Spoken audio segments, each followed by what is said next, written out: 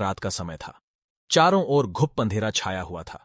केवल एक ही कमरा प्रकाशित था। वहां 4 मोमबत्तियां जल रही थीं। चारों मोमबत्तियां एकांत देख आपस में बातें करने लगीं। पहली मोमबत्ती बोली, मैं शांति हूं। जब मैं इस दुनिया को देखती हूं तो बहुत दुखी होती हूं। चारों ओर आपाधापी, लूट खसोट और हिंसा का बोलबाला है। ऐसे में यहां रहना बहुत मुश्किल है। मैं अब यहां और नहीं रह सकती। इतना कहकर मोमबत्ती बुझ गई। दूसरी मोमबत्ती भी अपने मन की बात कहने लगी, मैं विश्वास हूं। मुझे लगता है कि झूठ, धोखा, फरेब, बेईमानी मेरा वजूद खत्म करते जा रहे हैं। ये जगह अब मेरे लायक नहीं रही। मैं भी जा रही हूं। इतना कहकर दूसरी मोमबत्ती भी बुझ गई। तीसरी मोमबत्ती भी दुखी थी।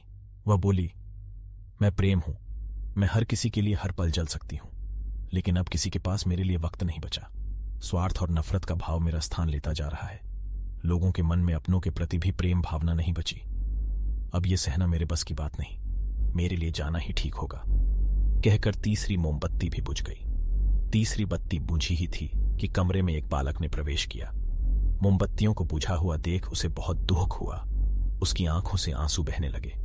दुखी मन से वो बोला, इस तरह बीच में ही मेरे जीवन में अंधेरा कर कैसे जा सकती हो तुम? तुम्हें तो अंत तक पूरा जलना था, लेकिन तुमने मेरा साथ छोड़ दिया। अब मैं क्या करूंगा? बालक की बात सुन चौथी मोमबत्ती बोली, घबराओ नहीं बालक, मैं आशा हूं और मैं तुम्हारे साथ हूं।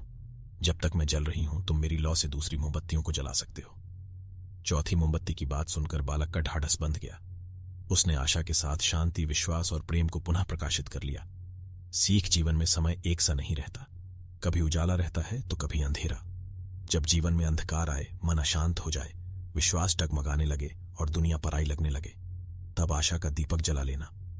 जब तक आशा का दीपक जलता रहेगा, जीवन में कभी अंधेरा नहीं हो सकता। आशा के बल पर जीवन में सब कुछ पाया जा सकता है।